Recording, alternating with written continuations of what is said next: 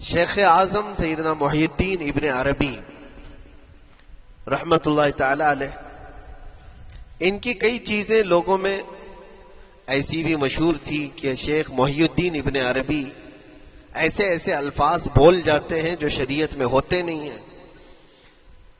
بہت سارے مسائل ان کے ہیں، لیکن ایک بار شیخ محی الدین ابن عربی بیٹھے ہوئے تھے، کرسی پر ہے، سامنے مریدین بھی ہیں، بہت سارے ملنے والے لوگ بھی آئے ہوئے ہیں. اسی اثنا میں انہوں نے ایک جملہ ایسا کہا، واقعی اگر آپ کے سامنے بھی ایسی بات آئے تو آپ بپھر جائیں. شیخ محی الدین ابن عربی کہتے ہیں، لوگوں جو تم سب یہاں میرے پاس بیٹھے ہو، تمہارا خدا میرے پاؤں کے نیچے ہوتا ہے، تمہارا خدا میرے قدموں کے نیچے ہوتا ہے. سب ظاہر سی بات ہے، جیسے ایسا جملہ سنا تو اٹھ کر کے لوگ بھاگنا شروع ہو گئے کہ آدمی کافر ہو گیا.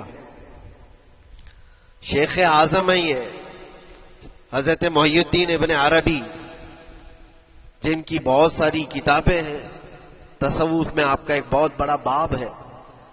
لوگ اٹھ کر کے ادھر سے ادھر چلنے لگ گئے کہ ایسے ایسے جملے بول رہے ہیں، یہ محی الدین ابن عربی کو ہو کیا گیا؟ خدا پیروں کے نیچے ہوگا؟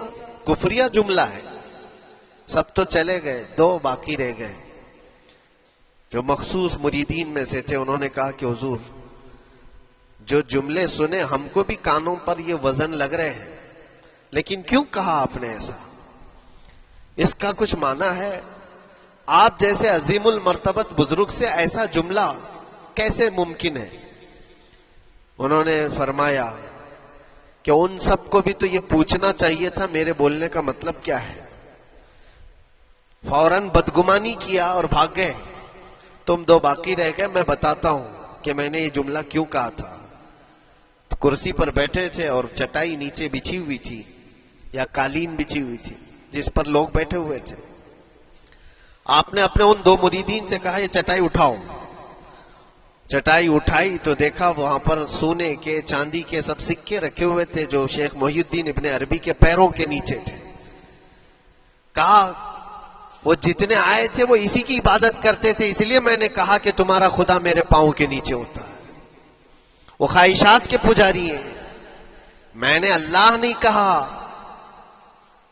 اللہ رب العزت وہ قادر مطلق ہے. میں نے کہا جس کی تم عبادت کرتے ہو، جس کو تم خدا بنائے رکھے ہو، وہ میرے پیروں کے نیچے ہوتا ہے. اور حقیقت ہے میرے عزیزوں، جنہوں نے خواہشات کے پیچھے بھاگنا شروع کیا، در حقیقت وہ اپنا خدا بنا چکے ہیں ان کو. کیا ایسا نہیں ہوتا ہے کہ جو بندہ ضدی طبیعت کا ہوتا ہے، چاہ لیتا ہے کہ یہ مجھے چاہیے تو چاہیے، یہ مجھے چاہیے تو چاہیے.